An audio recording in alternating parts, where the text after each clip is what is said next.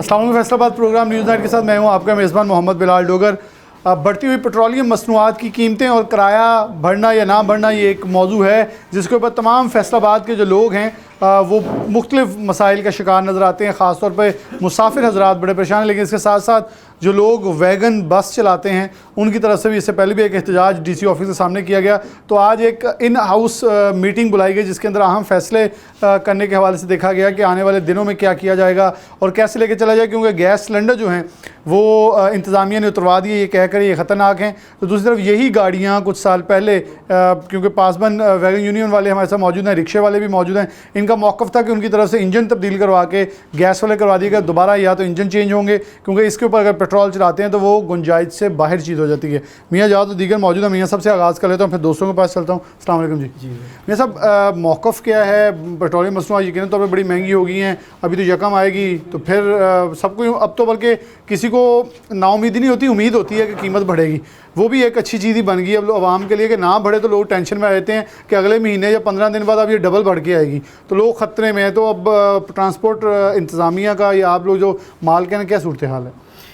बिलाल भाई, हकीकत है कि जब बंदा गुफ्तगू करता है तो बंदे के पास अल्फाज होते हैं।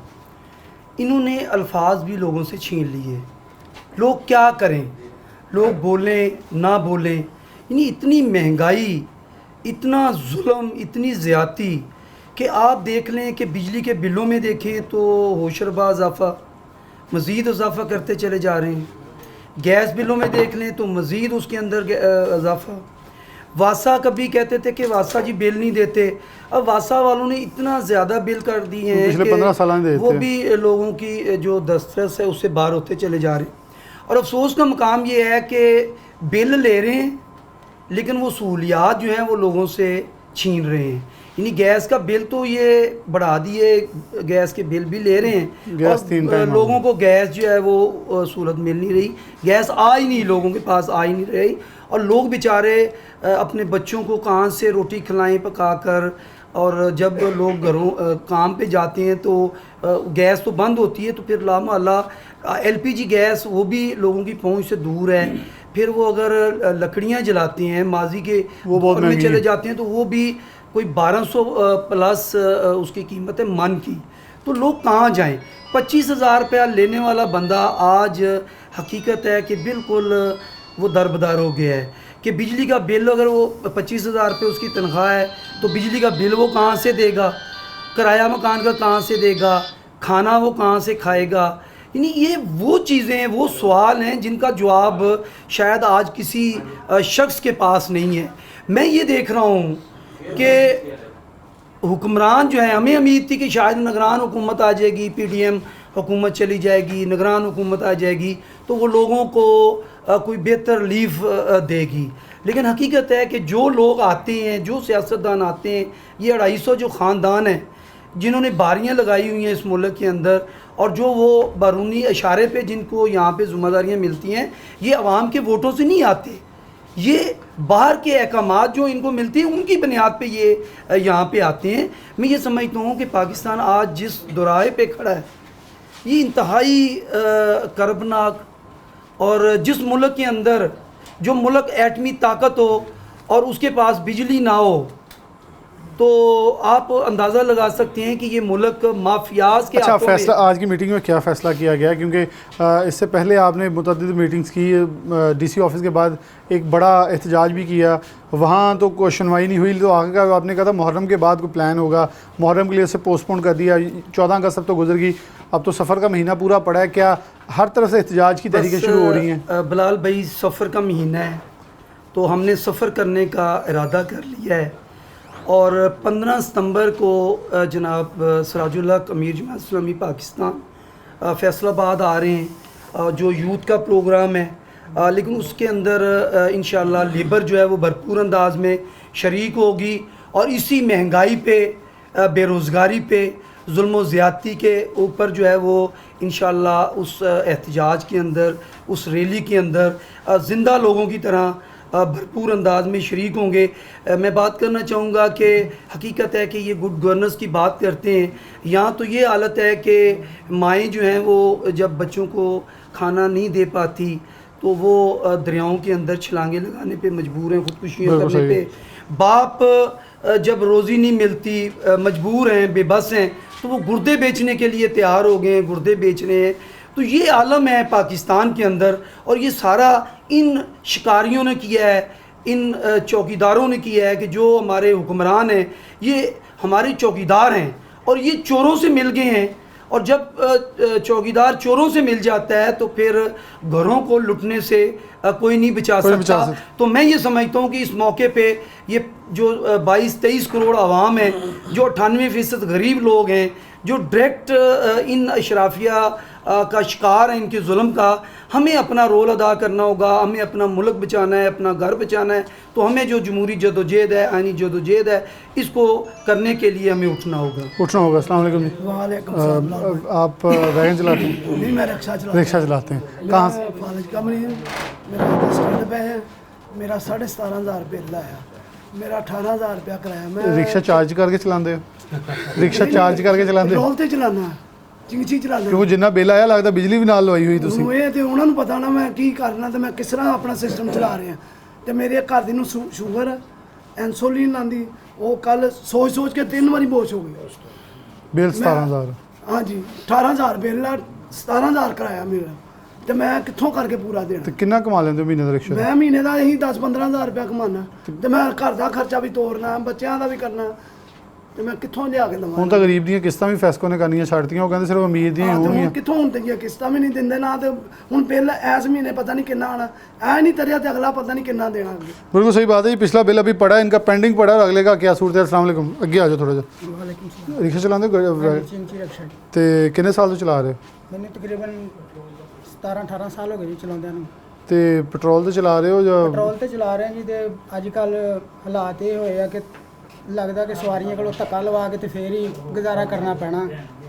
ਬਿੱਲ ਹੀ ਬਹੁਤ ਆਏ ਨੇ। ਸਾਡਾ ਵੀ 21,000 ਰੁਪਇਆ ਘਰ ਦਾ ਬਿੱਲ ਹੈ। 5100 ਰੁਪਇਆ ਜਿਹੜਾ ਵਾ ਉਹ ਆਪਣਾ ਗੈਸ ਦਾ ਬਿੱਲ ਹੈ। ਤੇ ਇਹੀ 18-19,000 ਰੁਪਇਆ 20,000 ਰੁਪਇਆ ਕਮਾਈ ਦਾ। ਤੇ ਕਮਾਉਣ ਵਾਲੇ ਇਕੱਲੇ ਹੀ? ਹਾਂਜੀ, ਮੈਂ ਇਕੱਲਾ ਜੀ। ਬੱਚੇ ਕਿੰਨੇ? 5 ਬੱਚੇ ਜੀ, 4 ਬੱਚੀਆਂ, 1 ਬੱਚਾ ਮੇਰਾ। ਸਕੂਲ ਦਾਖਲ ਕਰਾਏ? ਹਾਂਜੀ, 9ਵੀਂ 'ਚ ਪੜ੍ਹਦਾ ਜੀ ਮਾਸ਼ਾਅੱਲਾ। ਤੇ ਉਹ ਵੀ ਅੱਜ ਕੱਲ ਬਸ ਫੀਸ ਦੁੱਖੋਂ ਘਰ ਬੈਠੇ। ਤੇ ਉਹਨੂੰ ਕੀ ਕਰਵਾਉਣਾ ਅੱਗੇ ਜਦ ਪਾਕਿਸਤਾਨ ਕੋਈ ਬਣਵਾਉਣਾ ਚਾਹੁੰਦੇ ਉਹਨੂੰ? ਕਰਵਾਉਣਾ ਕੀ ਹੈ ਜੀ, ਉਹ ਵੀ ਵਿਚਾਰਾ ਫਿਰ ਸਾਡੇ ਵਾਂਗੂ ਰਿਕਸ਼ਾ ਹੀ ਚਲਾਏਗਾ ਜੀ। ਪੜ੍ਹਨਾ ਵੀ ਜਿਹੜਾ ਵਾ ਉਹ ਵੀ ਬਹੁਤ ਮੁਸ਼ਕਲ ਹੋ ਗਿਆ ਵਾ ਇਸ ਮਹਿੰਗਾਈ ਦੇ ਦੌਰ 'ਚ। ਹਾਲਾਤ ਹੀ ਇਸ ਤਰ੍ਹਾਂ ਦੇ ਕਰ ਦਿੱਤੇ ਜੀ ਆਉਣ ਵਾਲਿਆਂ ਨੇ कि बंदा कुछ भी नहीं कर सकता। कुछ भी नहीं कर सकते। अस्सलाम वालेकुम। वालेकुम अस्सलाम। आप क्या हाल है? ठीक है अल्हम्दुलिल्लाह। सर, ये जो इन्होंने कहा एसपी साहब ने कहा भाई, जैसे कि इन्होंने बात की है भाई अपना लोगों के लिए भलाई का मामला अख्तियार करने चाहिए, लेकिन ये जो सिलेंडर है CNG सिलेंडर, अगर इसको गाड़ी के नीचे लग जाए, ये लग जाए गाड़ी के नीचे, क्योंकि हमारा ज़ाती तजुर्बा है, क्योंकि मैं मैकेनिक भी हूँ, लगाए भी हैं हमारे अपनी गाड़ियों में, उसमें अगर कहीं भी फॉल्ट बन जाता है, आग लग भी जाए खुदा ना खास्ता, तो ये लोग बच सकते हैं जितने भी लोग बैठे हुए हैं।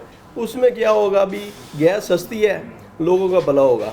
अब जंग से फैसलाबाद के लिए 300 रुपया किराया हो गया है, पेट्रोल महंगा है। पेट्रोल में जितनी भी गाड़ियाँ, एक मुल्तान में गाड़ी जल के राख हो गई है, तकरीबन कोई 25 से 30 लाख रुपए की। अच्छा, बार बार इंतजामिया ये कहती है कि सिलेंडर फटता है। सिलेंडर नहीं फटता। सिलेंडर नहीं फटता, सिलेंडर क्योंकि फटता आप ही लोगों की नहीं है। हमेशा यही कहना कि आप हमें, एक बंदे ने कहा मेरी वैगन खड़ी है, सिलेंडर लगा लें, इसे प्रेशर दे के देख लें, अगर फट जाए मेरी वैगन जल जाएगी। आप ट्राई तो करें, क्योंकि जलता कुछ है आप, लेकिन इल्ज़ाम इस पर लगा। ये सही बात है? लगता है जी सिलेंडर वाली गाड़ी है, उसके अंदर सिलेंडर लगा हुआ था, सिलेंडर फट गया। सिलेंडर कभी नहीं फटा। ये जो एसपी साहब कह रहे थे, मतलब पिंडी पटिया के करीब जो गाड़ी जल के राख हो गई है, वो तो उसमें तो सिलेंडर नहीं लगा हुआ था, डीजल गाड़ी थी, उसमें नहीं लगा था। तो बंद कर दें यार डीजल गाड़ी को। अब वो नहीं करते, क्योंकि बंदे सड़क पे निकल के मरते हैं, तो फिर सड़क पे निकलना बंद कर दें। ये खुद ही कह रहे थे ना कि सीट पे बैठे, मुझे पता नहीं है ज़िंदगी का। तो ये तो फिर हमें भी इंतजामिया को भी थोड़ा समझना चाहिए। हर एक इंसान को पता है भी किसी का भला करना है, नुकसान करने के लिए कोई भी नहीं निकलता। लेकिन ये जो जितने इदारे हैं हमारे, ये आवाम की भलाई के लिए आने चाहिए, ये बल्कि नुकसान कर रहे हैं। ठीक है जी, अगर इसको आप देखें तो बातें तो बहुत ज़्यादा है, लेकिन करने के लिए तो कुछ भी नहीं है। ये इनके वो इसी पे अमल कर लें, बड़ी अमल तो करने नहीं है। बिल्कुल, इस पे अमल कर लें, बड़ी बात है। अस्सलाम वालेकुम बाबा जी, क्या करते हैं? चिंची रिक्शा चला रहे हैं। कितने साल तो चला रहे हो? चला रहे 8-10 साल ਤੋਂ। ਤੇ ਕੀ ਹਾਲਾਤੋਂ ਆ ਗਿਆ ਅੱਜ ਕੱਲ੍ਹ? ਅੱਜ ਕੱਲ੍ਹ ਤਾਂ ਹਾਲਾਤ ਖਰਾਬ ਹੈ, ਜਿਵੇਂ ਸਾਰਾ ਲੋਡਰ ਹੈ ਜਾਂ ਚਿੰਚੀ ਹੈ? ਚਿੰਚੀ ਸਵਾਰੀਆਂ ਤੇ ਸਵਾਰੀ ਮਿਲਦੀ ਪਈ? ਸਵਾਰੀ ਮਿਲਦੀ ਵੀ ਹੈਗੇ, ਲੇਕਿਨ ਅਗਰ 30 ਰੁਪਏ ਕਿਰਾਇਆ ਸੀਗਾ, ਉਹ ਸਵਾਰੀ ਬਜਾਏ ਕਰਾਇਆ 40 ਦੀ ਬਜਾਏ ਉਹ ਸਾਨੂੰ 20 ਰੁਪਏ ਕਰਾਇਆ ਸੁਣਾ ਰਹੀ ਉਹ ਵੀ ਕਿਉਂਕਿ ਆਵਾਮ ਵੀ ਤਾਂ ਪਿਸੀ ਹੋਈ ਹੈ। ਉਹ ਸਾਰਾ ਦਿਨ ਜਿਹੜਾ ਮਸਲਾ ਪੈਟਰੋਲ ਹੀ ਪਵਾਈਦਾ ਹੈਗਾ ਤੇ ਬੜੀ ਮੁਸ਼ਕਲ ਜਾ ਕੇ ਸ਼ਾਮ ਨੂੰ ਜਦੋਂ 300 400 500 ਰੁਪਏ ਅਗਰ ਬਹੁਤ ਮੁਸ਼ਕਲ ਵੱਜਦਾ ਜਾ ਰਿਹਾ। ਬਿੱਲ ਕਿੰਨਾ ਹੈ? ਬਿੱਲ ਮੇਰਾ ਆਇਆ ਸੀਗਾ 7,500 ਰੁਪਏ। ਤੇ ਇਹ ਇੰਨਾ ਦੂਸਰਿਆਂ ਦਾ ਕਿਉਂ ਜ਼ਿਆਦਾ ਆ ਰਿਹਾ ਵਾ? ਤੇ ਕਈ ਵੈਸੇ ਇਹ ਸਾਰੇ ਫੈਸਲਾਬਾਜ਼ੀ ਦੇਖ ਲਿਆ, ਕਿਤੇ 7 ਆ, ਕਿਤੇ 12, ਕਿਤੇ 14, ਕਿਤੇ ਇੱਕਦਮ ਹੀ ਵੱਧ ਜਾਂਦਾ, ਇੱਕਦਮ ਹੀ ਘੱਟ ਆ ਕਿਤੇ। ਭਾਜੀ ਇਸ ਤਰ੍ਹਾਂ ਰਾਤ ਨੂੰ ਪੱਖਾ ਬੱਚੇ ਲਈ ਪੱਖਾ ਚਲਾ ਕੇ ਸੌਂਦੇ ਹੈਗੇ। ਮੈਂ ਆਪ ਛੱਡ ਕੇ ਸੌਂਦਾ ਬਗੈਰ ਪੱਖੇ ਤੋਂ। ਰਾਤ ਨੂੰ ਸਿਰਫ ਪੱਖਾ ਚਲਾਈਦਾ ਹੈਗਾ ਤੇ ਜਦੋਂ ਅਸੀਂ ਬੱਚਤ ਕਰੀ ਦੀ ਸਾਰਾ ਫਿਰ ਵੀ ਹਿਸਾਬ ਨਾਲ ਅਗਰ 150 ਜੂਨ ਚੱਲ ਰਿਹਾ ਹੈਗਾ ਤਾਂ 7,500 ਰੁਪਏ ਬਿੱਲ ਆ ਗਿਆ ਹੈਗਾ। ਬਹੁਤ ਜ਼ਿਆਦਾ ਵਾ। ਹਾਂਜੀ ਚਲੋ ਅਸਲਾਮ ਵਾਲੇਕੁਮ। ਤੁਸੀਂ ਕੀ ਕਰਦੇ? ਅੱਗੇ ਆ ਜਾਓ ਥੋੜਾ ਜਿਹਾ ਹੈ। ਚਿੰਚੀ ਰਕਸ਼ਾ ਚਲਾਉਣਾ। ਕਿੰਨਾ ਬਿੱਲ ਆਇਆ? ਮੇਰੇ 14,000 ਰੁਪਏ ਆਇਆ। 14,000 ਤੇ ਕਿੰਨੇ ਯੂਨਿਟ ਚਲੇ? ਯੂਨਿਟ ਮੇਰੇ ਥੋੜ੍ਹੇ ਚੱਲੇ ਆ, ਲੇਕਿਨ ਉਹ ਸਾਡੇ ਨਾ 1 ਮੀਟਰ ਦੇ 5-5 ਘਰ ਚਲਾ ਰਹੇ ਨੇ। ਤੇ ਅਗਰ ਕਲੋਨੀ ਵਾਲੇ ਕਿਸੇ ਨਾ ਮੀਟਰ ਦਾ ਸਾਨੂੰ ਵਾਅਦਾ ਲਵਾ ਦੇ ਤਾਂ ਉਹ ਨਾ 5 ਉਹ ਕਹਿੰਦੇ ਜੀ 5 ਮੀਟਰ 1 ਮੀਟਰ ਦੇ 5 ਘਰ ਜਿਹਨਾਂ 55,000 ਕੋਲ ਟੋਟਲ ਬਿੱਲ ਆ। ਸਾਡੇ ਹਿੱਸੇ 14,000 ਆਇਆ ਤੇ ਯੂਨਿਟ ਸਾਰੇ ਚਲੇ 90 ਯੂਨਿਟ ਸਾਡੇ ਚਲੇ। ਤੁਹਾਡੇ 90 ਯੂਨਿਟਾਂ ਦੇ ਤੁਹਾਨੂੰ 14,000 ਰੁਪਏ। ਫਿਰ ਉਹ ਵਿੱਤ ਤੁਹਾਡੇ ਤੋਂ ਹੋਰ ਹੈਗੇ ਜਿਹੜੇ 150 ਵਰਤ ਕੇ ਬਾਬਾ ਜੀ ਨੂੰ 7,500 ਆਇਆ। ਤਕਰੀਬਨ 70 ਰੁਪਏ ਯੂਨਿਟ ਪਿਆ। ਕਿੰਨਾ ਕਮਾ ਦਿੰਦੇ? ਇਹੀ ਕੋਈ 20-25,000 ਬਸ। ਬੱਚੇ ਹੈ ਬੱਚੇ 2 ਬੇਟੇ 1 ਬੇਟੀ ਹੈ। ਤੇ ਪੜ੍ਹਾ ਰਹੇ ਆ? ਕੰਮ ਤੇ ਲਾਏ ਆ। ਉਹ ਵੀ ਕੰਮ ਤੇ ਲਾਏ? ਹਾਂਜੀ ਨਹੀਂ ਵਸੈਲ ਹੀ ਨਹੀਂ ਹੈਗੇ, ਰੋਟੀ ਨਹੀਂ ਪੂਰੀ ਹੁੰਦੀ ਤੇ ਆਪਣਾ ਇਥੋਂ ਕਿਤੋਂ। ਤੇ ਜੇ ਸਵਾਰੀ ਨੂੰ ਕਹੀਦਾ ਕਿਰਾਇਆ ਵੱਧਦਾ, ਪੈਟਰੋਲ ਹੁਣ 300 ਰੁਪਏ ਪੈਟਰੋਲ ਹੋ ਗਿਆ। ਮਜ਼ੀਦ ਹੁਣ ਅਗਾ ਵਧਣਾ ਜਿਸਲੇ ਤੇ ਅਸੀਂ ਹੋਰ ਤੰਗ ਹੋ ਰਹੇ। ਸਵਾਰੀ ਜਦ ਬਜਾਏ ਕਿਰਾਇਆ ਵਧਾਉਣ ਦੇ ਸਾਡਾ ਸਵਾਰੀ 10 ਰੁਪਏ ਹੋਰ ਘਟਾ ਗਈ ਹੈ। ਜਿੱਥੇ ਅਸੀਂ 50 ਲੈਂਦੇ ਹੁਣ ਸਾਨੂੰ ਸਵਾਰੀ ਕਹਿੰਦੀ 40। ਅਗਰ ਅਸੀਂ ਛੱਡਦੇ ਤਾਂ ਦੂਸਰਾ ਰਕਸ਼ੇ ਵਾਲਾ ਬਿਠਾ ਲੈਂਦਾ। ਉਹ ਹਰ ਇੱਕ ਨੂੰ ਆਪਣੀ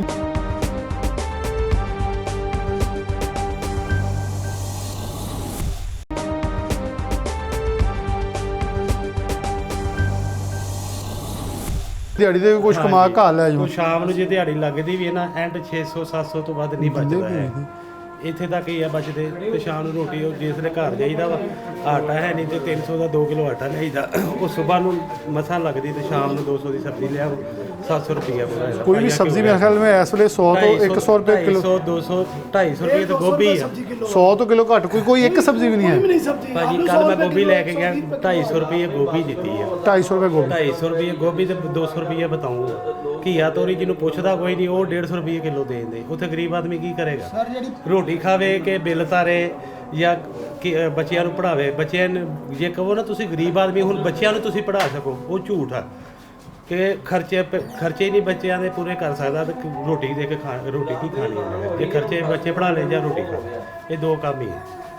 ਹੋਰ ਕੋਈ ਗਰੀਬ ਆਦਮੀ ਦੇ ਪੱਲੇ ਕੁਝ ਨਹੀਂ ਚੱਲੇ। ਪਾਲਕ ਦੀ ਗੁੱਥੀ ਜਿਹੜੀ ਗੰਦੇ ਪਾਣੀ ਦੇ ਵਿੱਚ ਹੁੰਦੀ ਆ, ਉਹ ਵੀ 100 ਰੁਪਏ ਦੀ ਇੱਕ ਗੁੱਥੀ ਆ। 10 ਰੁਪਏ 100 ਰੁਪਏ ਦੀ ਇੱਕ। ਹਾਂਜੀ ਹਾਂਜੀ ਕੋਈ ਚੀਜ਼ ਹੈ 100 ਤੋਂ 100 ਰੁਪਏ ਦੀ ਕੀਮਤ ਕੁਝ ਵੀ ਨਹੀਂ ਰਹੀ। 100 ਤੋਂ ਥੱਲੇ ਕੋਈ ਲੇਕਿਨ ਅਸੀਂ ਹੁਣ ਇਹ ਕਹਿੰਦੇ ਆ ਕਿ ਅਸੀਂ ਹੁਣ ਰਕਸ਼ੇ ਵਾਲਿਆਂ ਨੇ ਯੂਨੀਅਨ ਦੀ ਤਰਫੋਂ ਕਿਰਾਇਆ ਅਸੀਂ ਹੁਣ ਵਧਾਉਣਾ ਚਾਹੁੰਦੇ ਹਾਂ। ਅਸੀਂ ਐਲਾਨ ਕਰ ਰਹੇ ਹਾਂ ਕਿ ਕਿਰਾਇਆ ਅਸੀਂ ਹੁਣ 10 ਰੁਪਏ ਮਜ਼ੀਦ ਕੀ ਕਿਲੋਮੀਟਰ ਦੇ ਹਿਸਾਬ ਨਾਲ ਲੈਂਦੇ ਕਿਦਾਂ ਲੈਂਦੇ?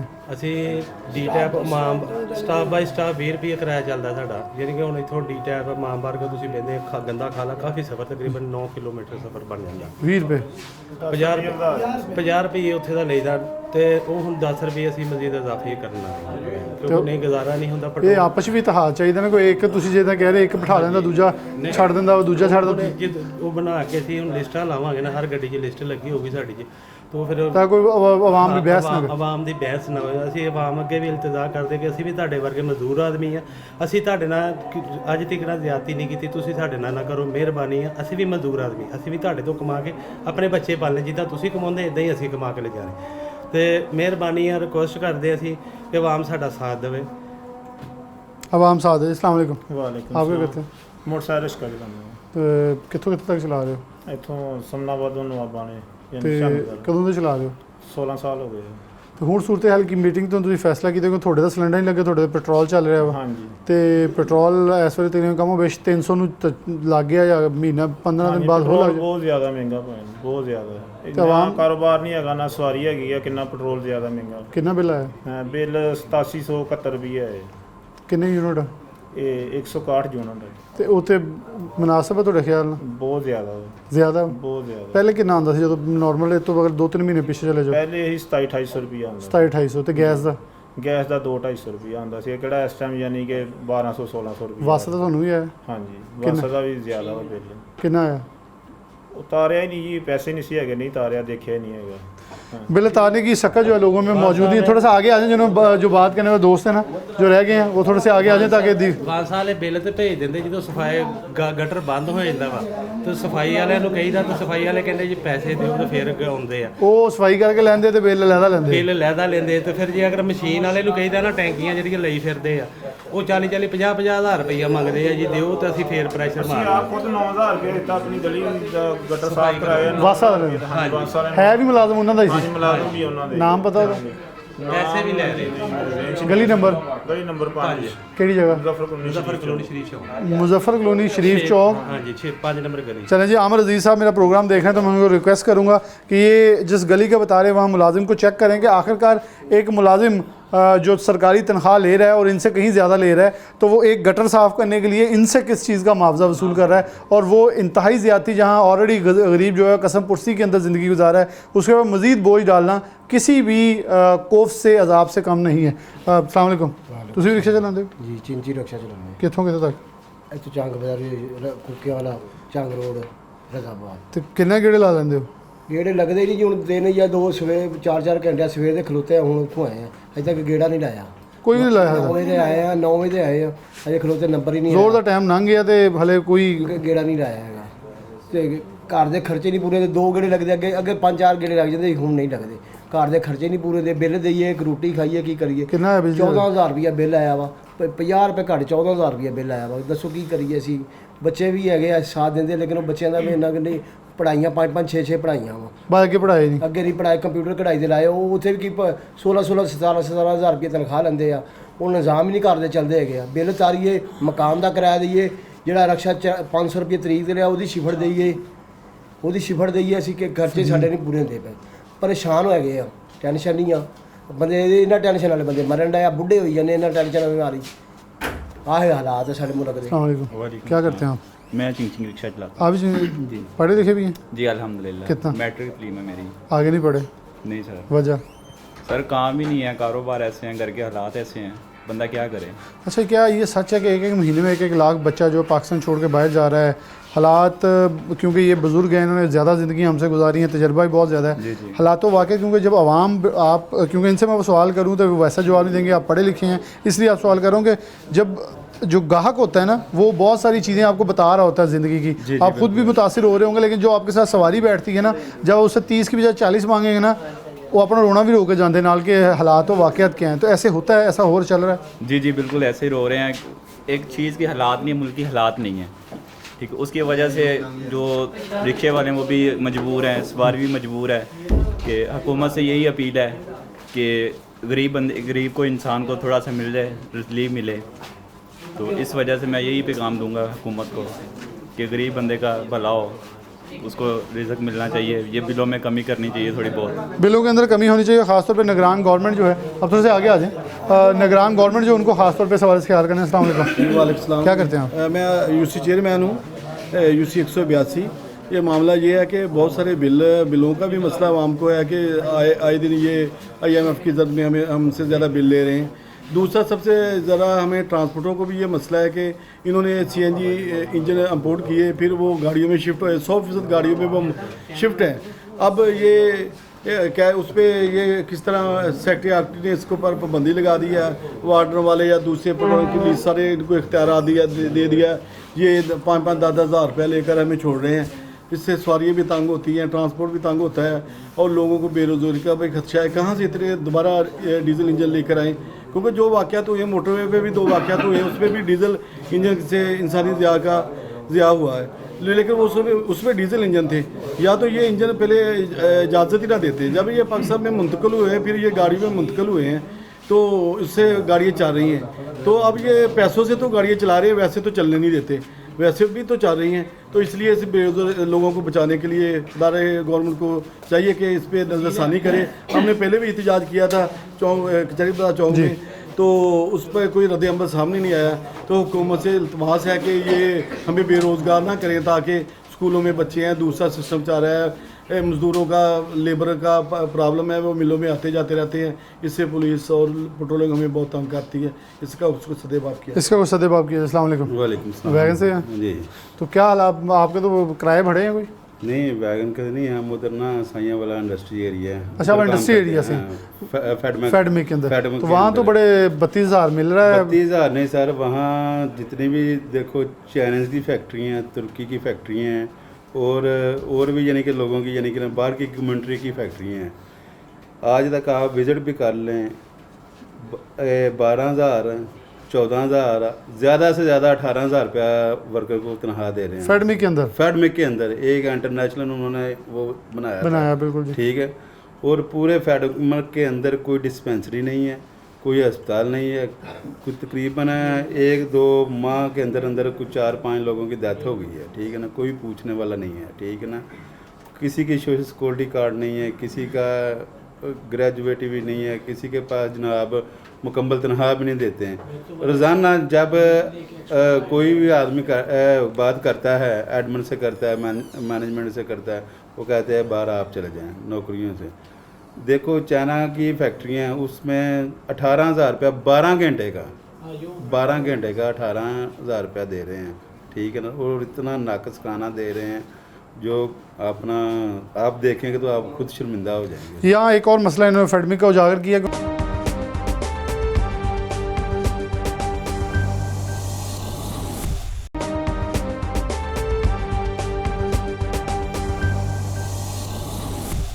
हम यहाँ मज़दूर हैं, मुख्तलिफ़ सनतकारों के मज़दूर और मुख्तलिफ़ लोग मौजूद थे, उनका मौक़िफ़ जो है आपके सामने रखा है।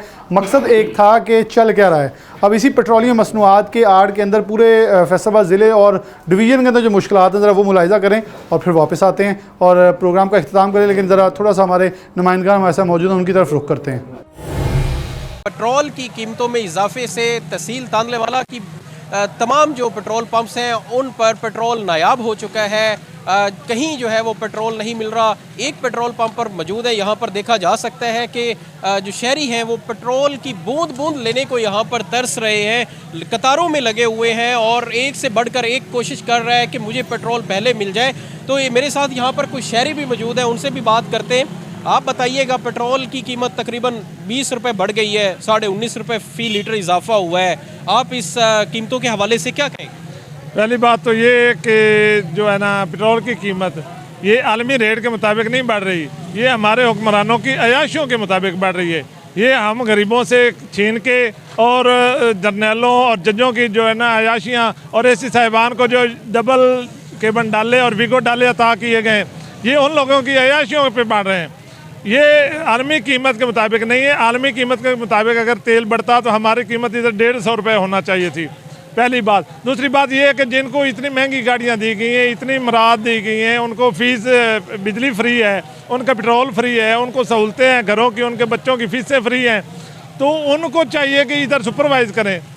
अगर पेट्रोल बढ़ता है तो 10 दिन पहले से ये लोग रोक लेते हैं। ये सरमायादाराना निज़ाम जो ये हमें लेके डूब रहा है, ये मुल्क पाकिस्तान को लेके डूब चुका है। हम डिफ़ाल्टर हो चुके हैं, आम आदमी तो डिफ़ाल्टर हो गया है। अब ये जर्नैल, ये जजेस, ये एसी सामान, ये डीसी सामान, ये ब्यूरोक्रेसी जो है, इनके बच्चे जो हैं ये मौजे कर रहे हैं। तो पूछने वाली बात तो ये है कि इतनी भारी फीसें देने के बाद, इनको इतनी तनख्वाहें देने के बाद, मराद देने के बाद, इनकी कारकर्दगी क्या है?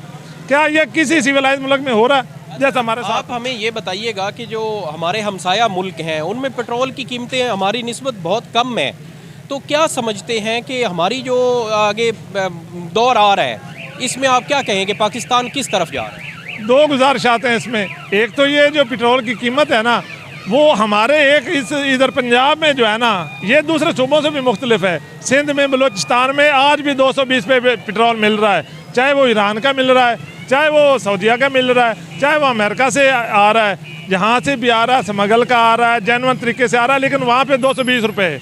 पंजाब में ये जो है ना, ये मामला जो है हमारे लिए, बिजली के बिल जो हैं वो हम दे रहे हैं, पेट्रोल की कीमत जो है वो हम दे रहे हैं, और जो टैक्सेस हैं वो हम दे रहे हैं। खाद हमारे लिए नायाब, दवाइयाँ जो असल हैं वो हमारे लिए नायाब, इंसानों की जान बचाने वाली दवाइयाँ हमारे लिए नायाब, पेट्रोल हमारे लिए नायाब, सहूलतें जो है ना वो अफसरों के लिए, और जो मुसीबतें हैं वो आवाम के लिए। बिल्कुल जो है वो मुसीबतें आवाम के लिए हैं। और भी मेरे साथ एक शहरी हैं, आप ये बताइएगा कि जो पेट्रोल की कीमतें बढ़ गई हैं, महंगाई का एक नया तूफ़ान जो है वो बर्पा हो गया है, आवाम बड़ी परेशान हाल है, आप इस हवाले से क्या? अस्सलाम वालेकुम, बिस्मिल्लाहिर्रहमानिर्रहीम। पहली गल तो ये है कि पेट्रोल महंगा होया है, इत्थे लोगों का तुसीं रश वेख रहे हो। और दूसरी गल है, 2 किस्म का पेट्रोल आ रहा है, जिन्हों असीं 20 रुपये ज़्यादा देने हैं, वो सानू जल्दी डाल के दे दिंदा। पिछू असीं इतना सफ़र करके आए हैं तो 20 पेट्रोल पंपों पर असीं गए हैं, सानू किसी पेट्रोल नहीं दिता। कोई आंदा 50 रुपये अगर ज़्यादा दे दो तो तुहानू असीं जल्दी तेल पा के दे देवांगे, कोई आंदे 30 रुपये ज़्यादा दे दो तो तुहानू असीं जल्दी पेट्रोल पंप पर दे देवांगे। इत्थे इतने लोग जलील हो रही है और लोगों को ये नहीं भी पेट्रोल नहीं है, लोगों को पेट्रोल भी है लेकिन वो बिल्कुल ब्लैक करके दे रहे हैं और जिन्हों को है वो साड़ी सुन ही नहीं रहे। दिन ब दिन महंगाई बढ़ती जा रही है, कोई चीज़ भी इत्थे अवेल नहीं है। साढ़े वास्ते तो सारी मुश्किलात ही मुश्किलात हैं। जी बिल्कुल, जो है शहरी उनका ये कहना है कि जो पेट्रोल की कीमतें बढ़ी हैं उससे महंगाई का जो तूफ़ान बरपा हो रहा है उसमें आम जो आदमी है उसकी मुश्किलात में रोज़ बरोज़ इजाफा हो रहा है। देखा जा सकता है कि ख़वातीन भी जो है यहाँ पर पेट्रोल की बोतल लेकर यहाँ पर आ गई हैं और वो अपने जो जहाँ उन्होंने जाना है, सफ़र करना है, तो उसके लिए वो खुद यहाँ पर पेट्रोल हासिल करने के लिए पहुँच रही हैं। लोग यहाँ पर पेट्रोल की एक एक बूंद जो है वो हासिल करने के लिए यहाँ पर पहुँचे हैं। और अगर तहसील तांदलेवाला की बात की जाए तो तांदलेवाला जो तहसील है उसके जो मुतअद्दिद पेट्रोल पंप्स हैं उन पर जो पेट्रोलियम मसनूआत हैं, डीज़ल है, पेट्रोल है, वो शॉर्ट हो चुका है। शहरी जो है वो महंगे दामों ब्लैक में पेट्रोल ख़रीदने पर मजबूर हो रहे हैं। तो जो तांदलेवाला की इंतज़ामिया है, फैसलाबाद की ज़िलाई इंतज़ामिया है, तांदलेवाला के शहरियों का ये मुतालबा है कि फ़िलफ़ौर नोटिस लिया जाए और आवाम को रिलीफ फराहम किया जाए। जी, हुकूमत ने महंगा पेट्रोल और डीजल जो है वो मजीद महंगा कर दिया और हालिया इजाफे के बाद जो पेट्रोल का रेट है वो 290 रुपये 45 पैसे, जबकि जो डीजल का रेट है वो 293 रुपये से भी तजावुज़ कर गया है, जिसकी वजह से जो अवाम है वो बहुत परेशान और शदीद मुश्किलात के अंदर दिखाई देती है। हालिया जो पेट्रोलियम मसनूआत की जो रेट्स हैं उनके बढ़ने से जो महंगाई का नया तूफान है वो आएगा और लोगों को बहुत ज़्यादा इससे मुश्किलात का सामना करना पड़ रहा है। मेरे साथ यहाँ पर कुछ शहरी भी मौजूद हैं। बताइएगा सर कि पेट्रोल के रेट जो हैं वो बहुत ज़्यादा बढ़ चुके हैं। लालियाँ के अंदर एक ज़रई इलाका है, क्या कहना चाहेंगे? बिस्मिल्लाहिर्रहमानिर्रहीम। साडी लालियाँ तहसील का इलाका जो सारा ज़राअत से मुंसलिक है जी, ते सारा ज़राअत से डिपेंड करता। हर आदमी जो ज़राअत मजदूरी अगर करनी है तो वो भी ज़राअत के हिस्से में करता है। जो पेट्रोल महंगा हुआ है, डीजल महंगा हुआ है, इसके साथ तो मेरा ख्याल है कि गरीब आदमी का जीना मुहाल हो गया है। गरीब आदमी किस तरह ये अपना पेट पालेगा? तेल महंगा हुआ है, चीज़ें महंगी हो जाएंगी, जिन्स महंगी हो जाएगी, मंडियों में भाव महंगा हो जाएगा, गरीब आदमी की पहुँच से दूर हो जाएगा। लिहाजा मेहरबानी करके गवर्नमेंट से इल्तजा करने हैं, मेहरबानी करके ते कोशिश करें कंट्रोल करें, डीजल को सस्ता करें, पेट्रोल को सस्ता करें, ताकि गरीब आदमी अपना पेट पाल सके। जी बिल्कुल, यहाँ पर बताया जा रहा है कि जो लालियाँ का इलाका है, तहसील लालियाँ का, जो बेशतर जो लोग हैं वो ज़राअत से मुंसलिक हैं और इसकी वजह से जो पेट्रोल और डीजल के हालिया रेट बढ़ने की वजह से तमाम जो जिन्स है, जो फसलें हैं, वो मंडी के अंदर जो रेट्स हैं वो उसके भाव भी बढ़ जाएंगे। पहले ही जो लोग हैं वो महंगाई का तो परेशान है, लोगों के लिए जो आटा और इसी के साथ चीनी और घी लेना वो उनके लिए मुश्किल हो सकता है। और इस वक्त जो हालिया रेट बढ़ने की वजह से जो महंगाई का नया तूफान आएगा, इससे भी लोगों को काफ़ी जो परेशानी का सामना। मेरे साथ कुछ और शहर भी मौजूद है। भाईजान बताइएगा कि रेट महंगे हो गए हैं पेट्रोल और डीजल के, क्या कहना चाहेंगे? पेट्रोल का रेट जो है वो बहुत ज़्यादा आवाम की पहुँच से बाहर हो गया है।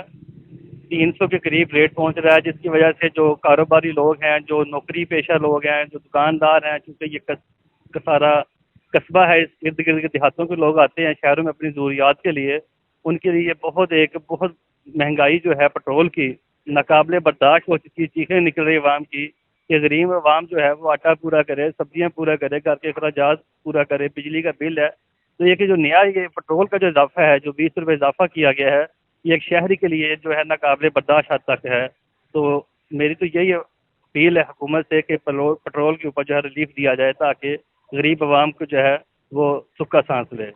जी बिल्कुल, यहाँ पर शहरी बहुत ज़्यादा परेशान दिखाई देते हैं। पेट्रोल और डीजल की कीमतें बढ़ने की वजह से महंगाई का नया तूफान आएगा और यहाँ पर जो दूर दराज के देहात के इलाकों से लोग यहाँ का सफ़र करते हैं, तहसील हेडक्वार्टर लालियाँ पर यहाँ पर पहुँचते हैं, तो उनके लिए जो पेट्रोल है वो उनकी जो सवारी में इस्तेमाल होता है उसके लिए वो बहुत ज़्यादा परेशान है। मेरे साथ कुछ और शहर भी मौजूद है। भाईजान, पेट्रोल जो है वो 290 रुपये लीटर तक जा पहुँचा है, डीजल 293 रुपये लीटर पहुँच चुका है, हर चीज़ महंगी होने जा रही है, क्या कहना चाहेंगे?